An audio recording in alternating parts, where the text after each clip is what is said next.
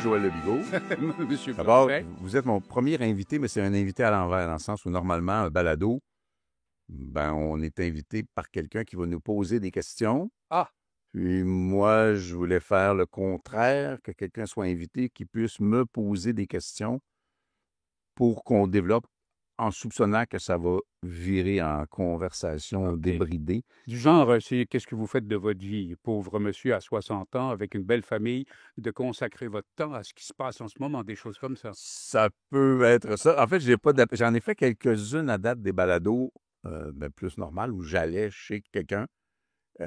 Puis on se mettait à jaser à partir de leurs questions à eux autres, mais sans aucune espèce de préparation. Oui. On parle pour le plaisir. Fait que quand on m'a donné l'idée que vous veniez, moi, votre voix à la radio, je l'ai entendue pendant tellement d'années. Puis, Vous êtes gentil parce qu'en général, ils me disent, même ma grand-mère me parlait de vous. ah non, Pas- ça ne m'a pas traversé l'esprit, mais bon, il y a un certain... Puis je me rappelle évidemment, c'est Marc Laurando avec la revue de presse, Oui. puis les caricatures, puis Mme Grimaldi. Et ça, moi, ça a été une bonne partie de ma jeunesse. Oui. Donc, pour moi, c'est un honneur. C'est Bon, un ben grand non, plaisir, c'est un honneur. c'est un grand plaisir d'être avec vous parce que aussi, nous autres, c'était plaisant de rencontrer des gens de la radio et c'est pas du spectacle ouvert. Donc, rencontrer des auditrices, des auditeurs, c'était toujours un charme parce que quand on rencontrait quelqu'un, souvent, il pensait à Francine ou à Marc et puis ça faisait un sourire quand on rencontrait quelqu'un parce qu'il nous associait à un moment un peu léger. Les moments un peu plus graves, il les oubliait, etc. D'ailleurs, j'ai parlé à Marc hier, j'ai parlé à Francine la semaine dernière. Non, mais elle m'a fait rire. Francine, c'est quelqu'un d'assez étonnant parce que je pense qu'elle est née en souriant, elle a vécu en riant et elle est encore comme ça. Elle est partie avec sa chaise, son fauteuil roulant parce qu'elle a un grand mal de jambes. Ils sont allés le 31 décembre à New York, là, au Central Place, là, pour fêter le 31 avec son fauteuil roulant. Et là, elle est descendue avec son camarade en Floride. Elle pognait une grippe, elle était à l'hôpital, puis là, elle m'appelle pour me souhaiter bonne fête. Elle était morte de rire. Elle me dit, ah, ma chambre est tellement merveilleuse, je pense que je vais rester là. Oui, Elle est- OK. Non, mais la joie de vivre C'est de Mme c'est- Grimaldi, c'est c'était inouï. contagieux, le C'est rire. inouï. Ouais. C'est quelque chose que j'ai jamais connu d'aucune personne, ou homme ou femme, quelqu'un d'aussi étonnant et heureux que Francine Grimaldi. Puis j'ai fait M. Laurando quand j'ai travaillé une période à Radio-Canada. La première fois que j'ai croisé Marc Laurando, j'étais, wow. Moi, Marc Laurando, c'était les disques des cyniques dans ces sols chez nous qu'on apprenait par cœur pour se les raconter à l'école le lendemain. Oui, Et c'était la grande époque de l'humour politique aussi. absolument. C'est le premier humour Aujourd'hui, politique. ça n'existe plus, là. C'est plus entre le nombril et les genoux, souvent. Oui, puis en plus, c'est ça, c'est la blague de collégien tout le temps. Un tel est ceci, un tel est cela, mais ça va pas Il beaucoup y en a plus des... loin que ça. Parfois, Il n'y a pas j'ai d'invention. vu Dominique Paquette il y a quelques jours. J'ai énormément ri. Mhm. Mais il n'y avait pas d'analyse sociologique, là. C'était une série de contextes très drôles livrés d'une manière extrêmement drôle. Donc, Tu ne résistes cette pas. époque d'aujourd'hui, ça vous déçoit ou ça vous... Non, mais il y en a encore des très bons, mais moi, j'ai quand même le souvenir de l'humour qui était très politique, avec Oui. les imitateurs, avec une satire, avec une forme d'engagement par le biais de l'humour, dont les derniers qui l'ont poussé assez loin, c'est les apartistes avec François Parenteau, qui travaille avec nous maintenant d'ailleurs. Mais ça existe moins. Ça ne veut pas dire que c'est juste de l'humour primaire. Il y en a qui font des trucs extrêmement intéressants, mais à l'époque où on disait que la politique était le sport national des Québécois est passablement révolu et il faut recréer un intérêt. Dans ce sens-là, l'USAO est le miroir de la société. Oui, ils allaient loin, puis ils ne s'empêchaient de rien. Ils osaient tout. Et là, aujourd'hui, on est dans une période où on se méfie un peu de ceux qui ont la liberté de parler longuement, même de parler à la radio. Alors, on crée des comités on les appelle pas wokistes, mais on crée des comités de surveillance. On crée des ombudsman qui t'appellent, on crée un tas de petits boss qui se justifient au boss supérieur et qui surveillent les gens qui parlent à la radio, par exemple. Je Ouais. pense à la radio. L'indépendance de la presse, on en parle souvent, puis moi, je la prends toujours de ce bout-là. Pour moi, l'indépendance, c'est pas le propriétaire du média ou l'appareil ou la structure d'autorité à l'intérieur du média. Mm. C'est l'indépendance et le sentiment de sécurité professionnelle que le journaliste doit avoir, Tout à ou fait. le commentateur, quoi que ce soit, on en a en masse, là. Oui, Mais que beaucoup. le journaliste doit avoir, moi je dis toujours, l'information doit précéder l'opinion, mais qu'un journaliste n'ait pas l'impression que son employeur a des attentes par rapport à ce qu'il va dire ou ne dira pas. C'est ça l'indépendance des médias pour moi. Et personne ne dicte aux journalistes quoi dire ou quoi pas dire. Ce qui donnait, quand on était en propriété de cet élément dont vous parlez, un goût du risque et une prise de risque et un danger d'exprimer ou d'écrire des choses, et on osait le faire. Là, il y a une rétention, j'ai l'impression. Je pense Je qu'ils le lis veulent, les personnes dictent aux journalistes quoi dire, mais il y a peut-être parfois, une forme d'autocensure. Ah, bien sûr. Moi, j'en connais beaucoup parce que j'ai travaillé un peu dans ce domaine-là. J'ai jamais été journaliste, j'ai jamais eu cette prétention-là, mais je faisais du commentaire à RDI Oui, et je après me ça souviens, je me souviens. à Cogeco, puis dans les médias écrits aussi. J'ai eu droit à quelques reproches à l'occasion parce que j'allais assez loin dans mon propos. Mais Mais même faut comme appeler à commentateur, vous aviez peut-être des Oui, oui, reproches. oui, oui. C'est fou, hein? L'ombudsman recevait des appels. Quand en fin de compte, on invite le commentateur pour lui laisser une liberté que le journaliste ne peut pas se permettre. Ouais, mais jusqu'où? Il y a un peu comme les réseaux sociaux. Les réseaux sociaux sont autorégulés ou pas régulés, pantoute. Oui, Et il y a des affaires là-dedans que tu dis, non, là, dans le registre pratiquement du criminel. Il faut oui, oui, bien sûr. faut quand même tracer une ligne à un moment donné dans la responsabilité. Un crayon ou un micro, ça vient avec une responsabilité. Fait que tu peux aller assez loin, mais il y a des radios qu'on ne nommera pas qui ont beaucoup trop loin, puis ça devient un exercice beaucoup plus destructeur que formateur. Oui, et puis ça convient simplement au genre d'écouteurs et d'écouteuses qui conviennent à ce genre de commentaires. De toute façon, ce sont des gens qui ont un jugement qui est à peu près du même genre que celui qui émet des opinions presque criminelles, comme vous dites, dans les Oui. radios, etc. Donc, ça va pas chercher loin, ça n'a pas beaucoup d'impact, c'est toujours la même chose. Ils parlent pour des gens qui pensent comme eux, ça ne va pas plus loin que ça. Quand vous faisiez de la radio, j'ai toujours eu l'impression, si je le regarde avec le recul, vous aviez une liberté. Non, non, non, c'est ça là, oui, On avait alors, l'impression que je il n'y avait pas de censure. Il y avait une dégaine qui était extrêmement oui, séduisante mais dans votre on émission. n'employait pas des mots comme censure ou absence de liberté. Heu, Moi, j'ai toujours dit, mon travail, c'est d'aller dans certains domaines, évidemment. On peut facilement le faire sur les Canadiens de Montréal, on peut dire un peu n'importe quoi. Mais pour ce qui est de parler des gens comme vous, il fallait aller aussi loin que possible pour leur donner un éclairage un peu différent de ce que l'information donne et en tombant pas du mauvais côté de la clôture. Alors, je ne dis pas qu'on avait la liberté, mais la liberté, c'est pas une chose que l'on nous donne, c'est une chose que l'on prend. Et moi, j'avais l'habitude de dire je dois aller jusqu'où je peux me permettre de le faire avec la langue française que je connais, sans tomber dans le trop. Le trop, ou alors là, même moi, et ça m'est arrivé de dire à la fin de l'émission, ouais, peut-être que là, t'es allé un peu loin, mais j'avais pas besoin qu'on m'appelle pour me le dire. Je connais mon métier, puis je sais que là, et même des fois où j'ai échappé une chose, mon vice-président de l'époque, M. Jean Blais, qui était un homme merveilleux, m'appelait à la maison puis me disait: «Arrête, qu'est-ce que vous avez encore dit de telle chose?» Puis je disais: «Monsieur Blais, je me suis échappé, mais je veux dire, c'est pas très grave» et cetera. Puis au bout d'un mois, il me rappelait en disant: «Là, faites quelque chose» parce qu'ils me rappellent eux autres. Et là, je dis: «OK». Puis le lendemain, alors ça c'était sympathique, c'était amical comme ça. On ne nous appelait pas pour nous dire: «Vous vous êtes trompés», comme l'ombudsman le faisait là, les derniers temps, avec moi et avec d'autres.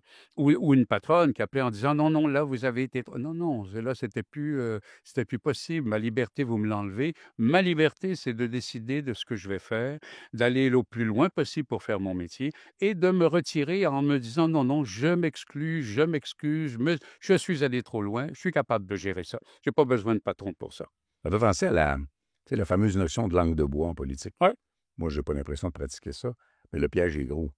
Les gens, les acteurs du milieu de l'information politique vont attendre de toi que tu aies une candeur, puis que tu t'ouvres, puis ce que je fais Mmh. peut-être trop. Moi, je me restreins pas parce que puis je prépare jamais les débats, je prépare jamais ça.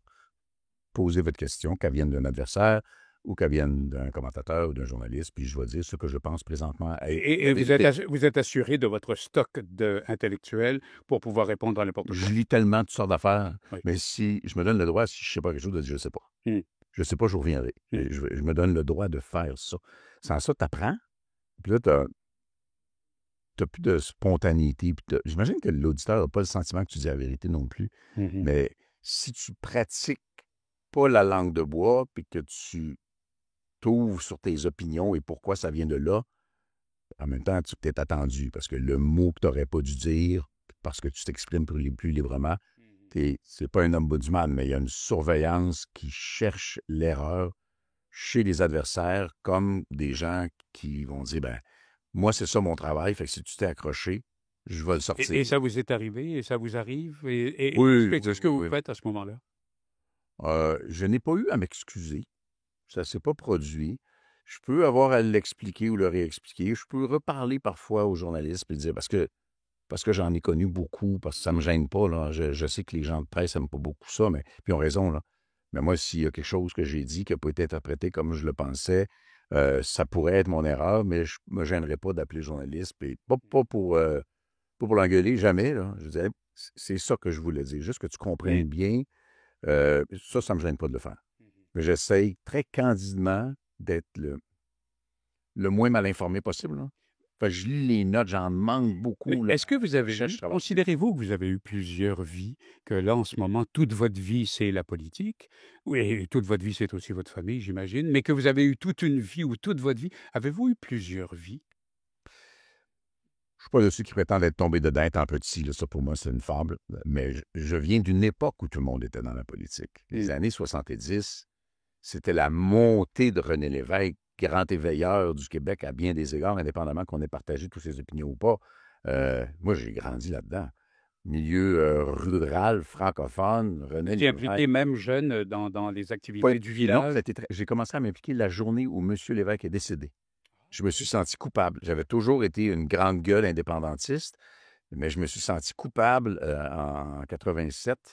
Et là, le lendemain, j'appelais l'organisation locale du Parti québécois. Puis je pensais que c'était des professionnels de l'organisation. Puis que là, j'allais tout. Puis je suis arrivé dans des organisations qui n'étaient pas si structurées puis si solides que ça. Et rapidement, j'ai été identifié par le Parti au niveau national. J'ai travaillé là un moment avant d'aller dans les arts pendant longtemps, mais en gardant toujours une espèce de sensibilité pour la Mais politique. est-ce que vous étiez d'abord indépendantiste ou d'abord, est-ce que vous aimiez René Lévesque? Moi, comme je ne suis pas né ici, je ne peux pas me comparer à des gens qui sont nés ici et qui, dans leur histoire, ont souffert de la présence anglaise. Chez nous, les Anglais, on les a battus en 1066 à Hastings et on est resté, oh, c'est resté là, ce sont des inférieurs. Mais en fait, Mais, moi, j'ai pas souffert de ça. ben c'est ça. C'est ça. Moi, je suis assez jeune que j'ai pas souffert de ça, mais c'était très proche. Oui, bien sûr. Aujourd'hui, quand je regarde ça avec le recul des années 50, pour mes enfants, ça n'existe même pas. Là. Même pour mes enfants, René Lévesque, c'est une photo en noir et blanc dans un livre d'histoire qu'on n'enseigne même plus. On censure l'enseignement de l'histoire. Comme disait M. Parizeau, on n'enseigne pas l'histoire parce que ça fabrique des indépendantistes. Mais j'ai pas vécu l'affrontement avec les Anglais, l'infériorisation. Moi, j'ai pas connu ça. Mais c'était assez proche pour que j'aie cette sensibilité-là. J'étais souverainiste parce que mon milieu l'était, mais je me suis dit éventuellement, il faut que j'aie mes propres raisons pour l'être. Être souverainiste, c'est pas qu'un héritage, c'est une Et être souverainiste, est-ce identification. que c'est vouloir l'indépendance du Québec dans votre esprit à cette époque-là? C'est considérer que le Québec ferait mieux s'il y avait l'entièreté des outils. Mais quand j'ai 12 ans, là, on est en 1977, on est en train de se les donner, les outils. Aujourd'hui, les jeunes en particulier, réalisent pas, on en parlait un peu plus tôt, que dans les années 50, on était des Canadiens français sur le payroll des Anglais et que l'élite économique canadienne-française, c'était des médecins, puis des notaires, puis des avocats, Puis puis dont des 60 curés. de la population était capable de lire et d'écrire, C'était incapable de complètement. lire et Aujourd'hui, on est encore à la moitié de d'écrire. notre Oui, mais ça dépend. fonctionnel. C'est plus du même système, c'est plus pour les mêmes raisons. C'est plus pour les mêmes raisons. Mais ça explique beaucoup de choses en politique. Tu sais, la phrase courte avec des gros mots, ça marche. Pourquoi? Parce que la personne n'a pas eu la chance ou la volonté, mais aujourd'hui au Québec, on peut quand même beaucoup plus, d'aller chercher une articulation. Les gens ont fait leur propre choix de vie, puis ce que je respecte, il y a des gens qui font des affaires que je n'ai pas du tout envie de faire, puis les autres n'ont pas envie de faire ce que moi je fais. Ça, c'est tout à fait correct. Mais à cette époque-là, on était en train de les construire. Mais aujourd'hui, on est parti de la deuxième nation occidentale la moins scolarisée. Il y avait juste le Portugal derrière nous. et on est parmi les plus scolarisés. On a pris le contrôle de notre économie. On s'est identifié comme Québécois. On a dit qu'on était une nation québécoise. On a le droit de se revendiquer justement du droit à l'autodétermination. Et on a construit tout ça en 60 ans. On est compétitif par rapport aux meilleures économies du monde. On fait de la recherche, du développement, de l'innovation. On est les rois de l'énergie propre. On est des champions en intelligence J'aimais ça quand artificielle. Parizeau disait, il y avait des pancartes, que c'était la volonté de Parizeau de dire on s'enrichit au Québec en allant à l'école. Et il n'avait pas peur de dire on s'enrichit de toutes les façons. Oui. On fait de la Et là, on richesse. l'a construit, mais puis c'est correct, les jeunes sont nés là-dedans. Donc, leur lecture du réel politique, c'est pas la même que la mienne, c'est pas la même que la vôtre. Mais il faut alors, l'enseigner, ça. Il faut que les gens le sentent. On a réalisé quelque chose sans violence, sans rien. On a réalisé quelque chose d'extraordinaire à l'échelle planétaire. On ne devrait pas... Tu sais, récemment, c'est arrivé dans l'actualité, on a peur, on a un problème, ça va nous prendre un Anglais. Ouais, je ne sais pas si on n'est pas capable, nous autres mêmes. Il n'y a rien qu'un Canadien est capable de faire qu'un Québécois n'est pas capable de faire, y compris parler pour soi-même. oui, bien sûr, bien sûr. On a, et des fois avec des jeunes, ils sont étonnés d'une certaine mélancolie que les gens de ma génération ont, ont en tout cas, et c'est la mélancolie de 76. Pas de l'élection nécessairement d'un parti indépendantiste, mais de la qualité des humains qui faisaient partie du premier véritable gouvernement francophone du Québec, respectable à tout Et point de reconnu vue. au niveau Et international comme étant les oui, meilleurs. là, on était devant des gens qui étaient des gens d'une honnêteté, d'une droiture, d'une droiture. Lévesque, Lorrain, Parizeau, Jacques-Yvan Morin, c'était extraordinaire la qualité des gens. Et ça, on ne l'a pas oublié et on l'a un peu en arrière en disant, Ça va être c'est, du bordel. oui, Parce que mais même des gens qui ont il y avait l'expérience. il y avait une confiance, une Oui, confiance. mais les gens qui ont l'expérience en politique arrivent, puis là, ils deviennent ministres. Puis même s'ils l'ont déjà été, c'est compliqué. Hey, c'est une aventure. Là, moi, je l'ai été pendant un petit peu moins que 2 ans. À l'époque, M. Lévesque avait, lui, déjà été ministre. Fini. Oui. Fini. Là, il a rentré des intellectuels à gros égaux qui veulent changer le monde dans 40 directions différentes. Puis il a fait un conseil des ministres. Ça devait débattre avec un enfilade de cigarettes dans le salle du conseil des ministres, puis coordonner ça de façon cohérente vers un objectif commun. Moi, j'ai juste des députés d'opposition, puis j'ai le plus beau caucus que j'ai connu parce qu'on est soudés, cohérents, pas de couac, pas de fuite, pas de rien, rien, rien. Mais c'est de l'ouvrage à coordonner dans une direction conjointe, consentie. L'évêque À devait se dire en entrant, au moins Bourgault n'est pas là, tu sais. Oui, il y a peut-être de ça. Ben, lui, c'est un moyen fumeur aussi, ça. Oui, Non, ben, mais cela dit, moi, mais il a été un homme formidable parce qu'il a compris qu'il fallait qu'il s'efface, qu'il s'éloigne un peu pour que l'évêque... je l'ai connu un peu. Je ne suis pas de ceux qui prétendent avoir été le grand ami de M. Bourgault. Moi non plus, j'ai eu affaire à M. Bourgault. Un homme remarquable. Après 80, il a refusé de faire des discours politiques et je l'ai convaincu de revenir faire un discours politique en 1988. Imaginez Pierre Bourgault, scène, hein? qui a gardé ça pendant 8 ans en dedans. Il y avait une salle de 400 jeunes à Sainte-Adèle. Il les tenait comme ça. Il jouait avec. Il était un tribun. Oui. De Gaulle avait dit de Bourgault que c'était le meilleur tribun de la francophonie. Ah oui. C'est quand même. Et avec raison. Il était extraordinaire. Personnage coloré. Un personnage, oui, mais je veux dire, une grande intelligence, une grande habileté, une compréhension de sa voix, une qualité vocale, parce que la voix, c'est pas rien, c'est une utilisation d'un instrument. Et Bourgault avait compris ça. Il avait une façon de projeter la voix. C'était quelque chose d'absolument extraordinaire. Mais je pense à votre vie là, en ce moment, et puis je me demande, est-ce que vous n'en avez qu'une ou en avez-vous eu beaucoup? Par exemple, vous avez une vie de famille, il y a une vie politique. Ben, la politique a toujours été assez proche. Quand j'ai dit à Éric Lapointe, dont j'étais le gendre, il y avait d'autres personnes, mais la relation avec lui était plus particulière parce qu'on est parti de rien dans ces métiers-là, lui et moi. Puis il était le meilleur vendeur de disques pour un gars au Québec de l'histoire quand on s'est séparés, dans une période très difficile pour lui. Là, mais quand moi, je suis parti en politique, mais plutôt que de dire qu'est-ce que je vais faire, Éric m'a dit, je ne peux pas plus t'empêcher de faire de la politique que tu peux m'empêcher de chanter. Il savait que j'avais ça en Mais vous l'aviez en vous, là. Oui, depuis toujours. J'ai toujours eu ça. J'étais président d'école, puis tout. Il y a cette espèce de Je vis, indépendamment de la nature particulière de la campagne actuelle, je vis les plus beaux moments de ma vie. Pourquoi? Parce que c'est extraordinaire de vivre ça. Ma vie personnelle va extraordinairement bien. J'ai imparfaitement reconstruit une relation avec mes enfants qui n'a jamais été dramatique, mais qui a été affectée par la politique. La première période de 6 ans en politique, t'as beau te promettre que ça n'arrivera pas, tes enfants paient le prix de ça. Et après, j'ai voulu me rapprocher de mes enfants. Ça va bien, là. On a une très belle relation, on s'aime beaucoup. Mais là, aujourd'hui, je suis encore plus sensible à ça. Je leur écris très souvent. Je- la politique a un prix, puis j'essaie de le payer le moins possible dans un meilleur équilibre. C'est plus facile, ils sont tous grands, là. Mais quand vous dites que la politique a un prix, vous parlez de la distance, de l'éloignement, vous parlez de quoi?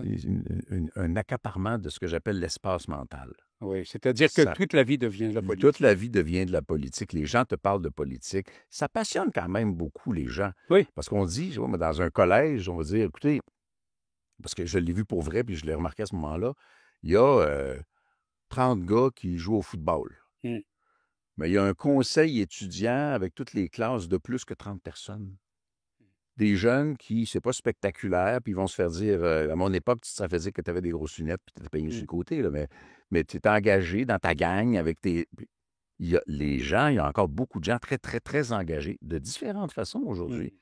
Il y en a beaucoup qui sont engagés. Après, ça occupe la tête beaucoup et il faut se discipliner à s'intéresser à d'autres choses, à parler d'autres choses, à casser ce moule-là.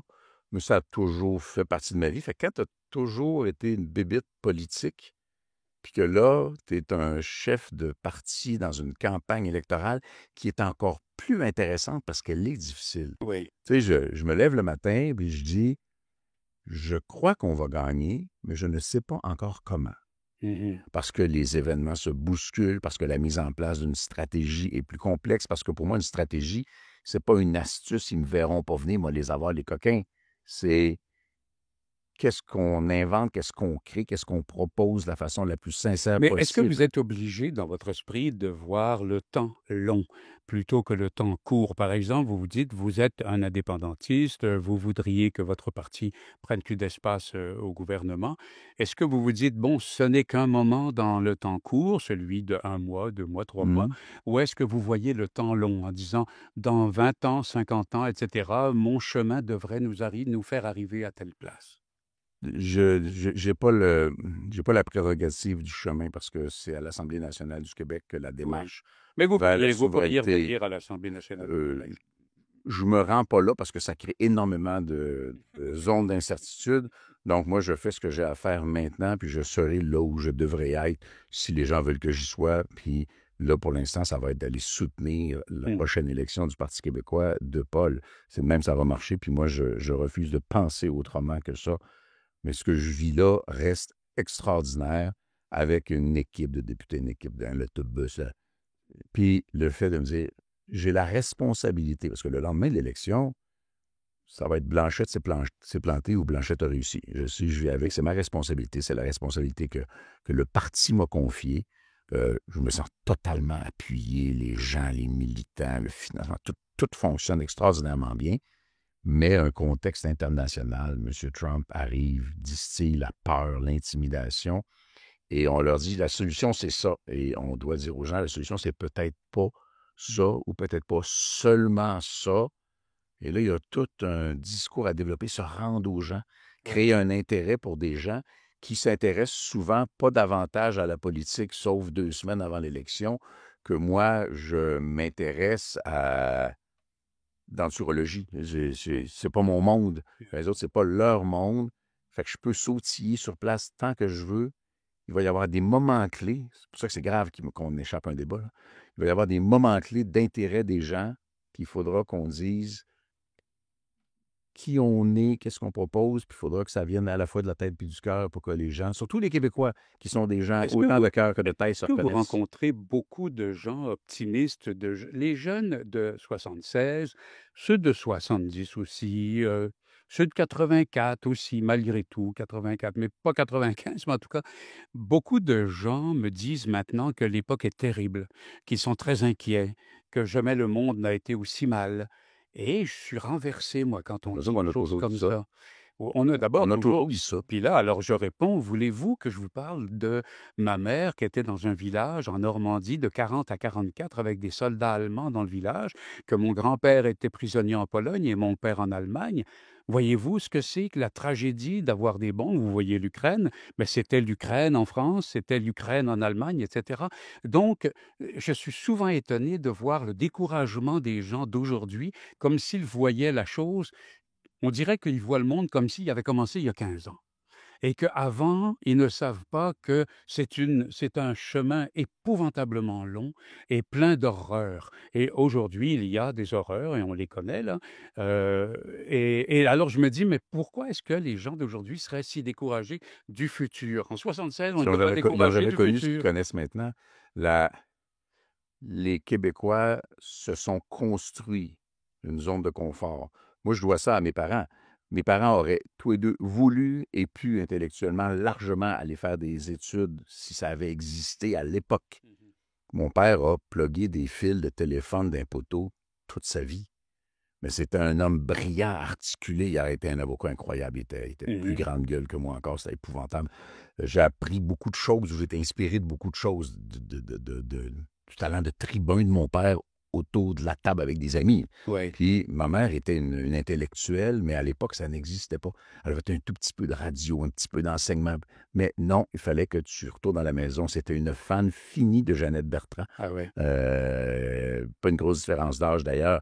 Mes parents sont plus là, mais ils nous ont laissé la capacité d'avoir une zone de confort. Et là, soudainement, arrive le bonhomme aux États-Unis, et puis il fait sa coup de pied dans notre zone de confort. Ouais. Puis on est tellement habitué d'avoir une relation tendue avec le Canada, sympathique avec les Américains, qu'on s'amuse à critiquer, mais ça ne les dérange pas pantoute parce qu'ils savent à peine qu'on existe. Mhm. Et là, soudainement, tout ça est ébranlé. Et là, on doit se demander, oui, mais on a, nous, les ressources pour le gérer. Intellectuellement, économiquement, on est capable de gérer cette crise-là comme n'importe qui Avez-vous d'autre. l'impression que ça ralentit la crainte qu'on a eue il y a 2 mois?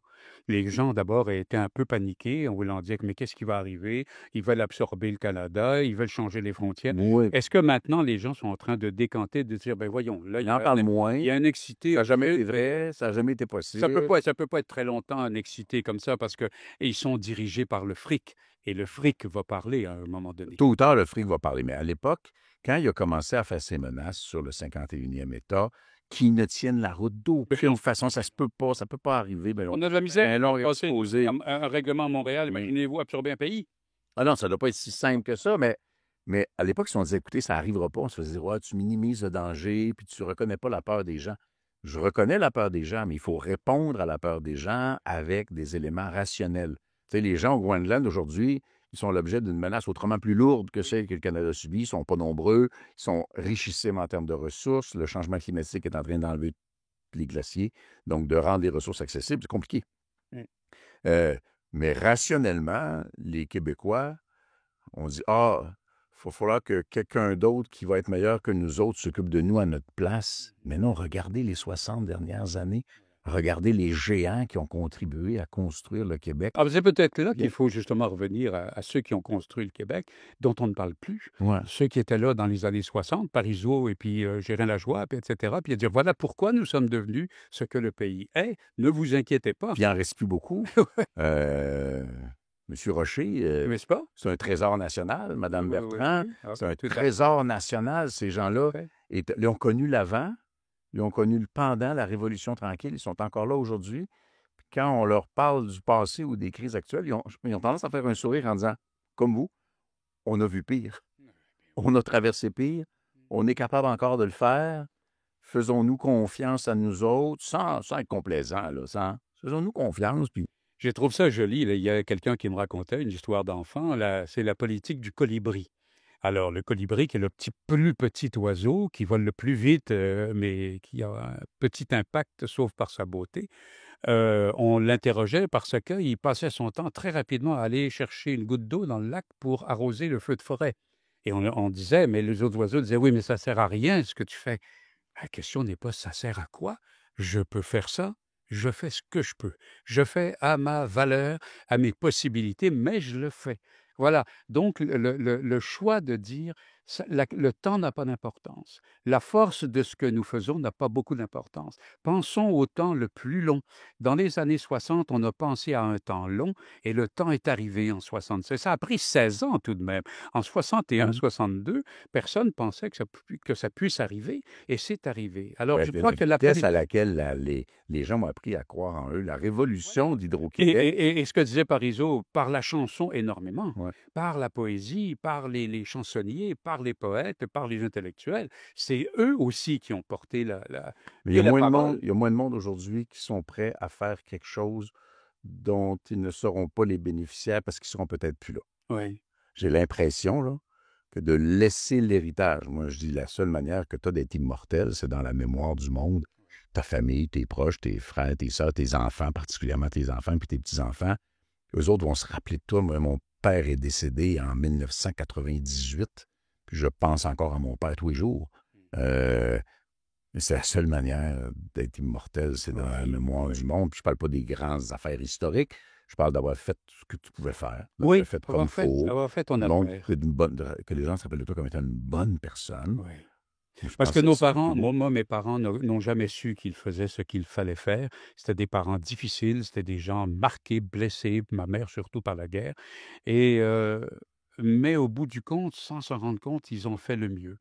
Et le mieux était suffisant pour que les 4 fils finissent par se dire: «Oh oui, on peut vivre dans ce monde-là et en faire quelque chose». Et depuis qu'on a appris qu'il y avait des étoiles très éloignées et qu'il y avait même de l'oxygène sur un ca 500 milliards d'années-lumière d'ici, on se dit: «Et si je connaissais la petite fille de cette époque-là, dans 1 milliard d'années, est-ce que je l'aimerais moins que la mienne aujourd'hui?» Alors si on pouvait savoir le souci du monde et de l'infini en se basant sur l'amour qu'on a des enfants, des petits-enfants, je crois qu'on vivrait dans un monde un peu plus généreux, un peu meilleur. D'ailleurs, ça m'a amené l'image de Hubert Reeves, Oui, qui fait partie pour moi des grands dont on ne parle pas oui, tout à fait. autant qu'on le devrait. Oui, Moi, je suis un fan. J'étais un fan de Hubert Reeves. Je lisais, je me permettais d'être des fois pas d'accord, c'est très prétentieux pour le jeune homme de 20 ans que j'étais. Puis là, j'ai un livre dédicacé par Hubert ah Reeves, oui, puis j'essaie d'aider l'organisation dans Charlevoix qui veulent créer l'espace Hubert Reeves. L'aéroport à Montréal devrait s'appeler l'aéroport Hubert Reeves. oui, merci. C'est Ben, des... moi, je ne l'ai jamais appelé autrement que Dorval, hein. Ouais, tu sais, moi non plus. Hubert Reeves qui avait chez lui, en arrière, dans la cour, planté un séquoia. Un séquoia, en fin de compte, ça prend 2000 ans avant qu'il soit un arbre adulte et quelque chose de formidable. Alors, l'idée de planter un séquoia, je trouve ça que c'était d'une grande modestie. Je trouve ça très beau. Faut les rencontrer. J'ai eu la chance dans mon travail. Oui, J'ai demandé des rencontres. J'ai rencontré Yvon Deschamps, que j'ai oui, vu oui. dans ma jeunesse. J'appelle ça péter ma bulle. Hein, tu sais, des gens qui... puis Yvon, c'était le même qu'on a vu toute notre vie, qui rit de ses blagues avant de les faire. Puis, mais là, quand il est devenu sérieux, là, oh, ça pinçait. Quand il s'est même posé des questions sérieuses, on était en privé, là. Attention, j'ai eu la chance d'être reçu par M. Vigneault chez lui. Quel moment magique, quel moment éternel. Là. Puis M. Vigneault, qui a 96 ans à l'époque, il se bouge pas, je vais chercher une bouteille de vin. Je reviens avec les verres de vin entre les Oui. doigts, puis la bouteille, puis fringant, puis il parlait de sa musique comme, pas comme quelqu'un qui dit « Hey, j'ai fait telle affaire, moi je suis bon », mais comme quelqu'un qui commence à écrire un nouvel album, puis qui est excité, puis qui espère que ça va être bon, puis que le monde va aimer ça. Puis c'est des rencontres, là, c'est des rencontres merveilleuses. Et quand dans 400 ans, on se demandera qui on était, les Québécois, on fera comme on fait nous maintenant, qui lisons la poésie du 15e, du 16e siècle. Quand on lit François Villon, c'est exactement ce que Vigneault a fait. Quand on lit Villon, il dit: «J'ai rencontré l'évêque un tel, le roi un tel, etc.» Et tous les personnages qui étaient ceux-là du 15e siècle, tout d'un coup, il nous les présente. Et dans 500 ans, quand on lira Vigneault, on apprendra qu'il y avait un gars qui s'appelait Joe Hébert, un autre qui s'appelait Tipol Lapitoune, puis un autre qui était Landry, qui allait à la pêche avec le père de Vigneault, et on connaîtra une partie du Québec comme une toile, comme un peintre aurait fait les personnages principaux, donc de l'an 2024. Oui, puis Quelque les chose précurseurs, c'est d'extraordinaire. Jacques Monod, Absolument. Puis les discours qu'on tient aujourd'hui, mais ça fait combien de dizaines Et d'années? mon père est parti à la pêche, mais dans 500 ans, peut-être qu'on ne pêchera même plus. Alors donc, il y a quelque chose Ça de me ramène à vraiment, l'arbre, j'ai planté une chêne au bout de mon j'ai champ. planté oui, c'est ça. Je l'ai appelé une fois pour savoir, parce que j'avais à planter un chêne, et puis pour savoir s'il fallait vraiment le planter, vraiment au bout du champ. On avait une conversation. Alors ça, voyez-vous, dans mon métier, le bonheur que j'ai eu, ça a été comme vous, à l'occasion de rencontrer Albert Miller, Gilles Pelletier, interviewer Philippe Noiret, Non, mais les gars, etc. Alors, en j'ai vu Philippe plaisant, Noiret une fois dans une lecture à ah Paris au oui, Théâtre de la Madeleine. Pas besoin pas besoin de décor de rien. C'est une lecture. Ouais, un livre, il lisait. c'est beau, hein. Mon Dieu. Alors, donc, j'ai pris l'habitude de collectionner. Moi, je suis un collectionneur. Vigneault, d'ailleurs, est un collectionneur, hein. Quand on s'est vu, on parlait de nos collections. Lui, il collectionne du temps. Il collectionne des almanachs, des vieux calendriers avec un pêcheur de saumon dessus, toutes sortes d'affaires. Moi, je collectionne, entre autres choses, les poignées de main. Et dans ma vie, il y a longtemps, il y a 20 ou 30 ans, je me suis dit, mais je vais serrer la main de Maurice Richard, moi. Alors, j'ai serré la main de Maurice Richard, puis je l'ai intégré dans ma collection. Alors donc, j'ai ajouté sans arrêt ma collection. J'ai Maurice Richard, j'ai Philippe Noiret, j'ai vous maintenant. Hein?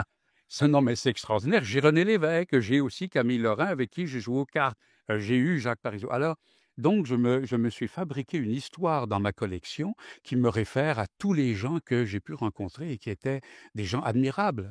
Je n'ai pas admiré seulement Jacques Parizeau, j'ai admiré aussi Francine et puis Marc Laurando et puis Coulombe et ces gens-là qui étaient des gens d'une connaissance dans leur capacité, dans leur monde, dans leur spécialité, qui étaient admirables. Alors j'étais là pendant 4 heures à écouter des gens que j'admirais, comme Michel Nadeau, qui a été formidable avec nous. Et ça a été un bonheur de vivre parmi ces gens-là. Je crois que c'est ce que j'ai le plus aimé, c'est ce que je garde le mieux, de meilleurs souvenirs. Quand vous étiez à la radio, les gens venaient vers vous parce qu'ils venaient faire une entrevue à Oui, votre ça, c'est la émission. partie triste, hein. Souvent, la personne arrive, on le salue, on fait l'interview, elle s'en va, puis je la reverrai jamais.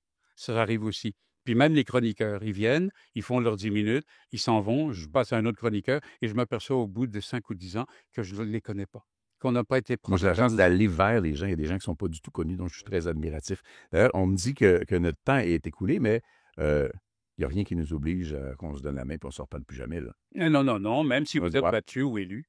Oui, ça. Ben, en fait, je me promets un peu plus de temps après l'élection, parce que j'ai l'impression que ça fait 6 ans que je suis en campagne électorale. Mm. Puis je vais quand même, puis tout le monde va comprendre, plus de temps avec mon amoureuse, puis plus de temps avec mes enfants, puis mes petits-enfants, parce que ça pousse vite. Je veux pas Oui, passer du temps avec mes petits-enfants quand ils vont être rendus à 14 ans, puis ils ne s'intéresseront pas à grand-père du tout. oui. Je me promets ça. Et de trouver un petit coin de paradis où on peut planter un arbre que je ne connaissais pas, qui s'appelle le fusain, qui est un arbuste de 6 pieds de hauteur et qui, à l'automne, devient rouge vif. Et ça, je l'ai appris l'an dernier. Et là, je vais en planter 2 cette année. Alors, donc, il y a les Moi, je enfants. tolère bien le rouge chez les feuilles d'arbre et le vin. Ouais. Même le blanc, s'il le faut. Oui, mais j'aime mieux. C'est comme Pas assez pour prendre ce que je comme préfère. disait Bambara, au Québec, le problème, il y a trop de blanc. Ah, oui, trop de neige. Ben, ça a été un énorme Ben, plaisir. Je pense que ça aurait pu durer une couple d'heures. je suis content. Ben, vous viendrez à la maison, on aura le temps de jaser. Fort sympathique. Merci beaucoup, monsieur. Ben, c'est moi qui vous remercie. Ça a été, c'est des moments comme ça pour. Si la job et la vie me donnent ces affaires-là, là, Oui, ça va. oui. Il faut savoir que les cadeaux, c'est rare. Ça en était un. Merci. Merci beaucoup.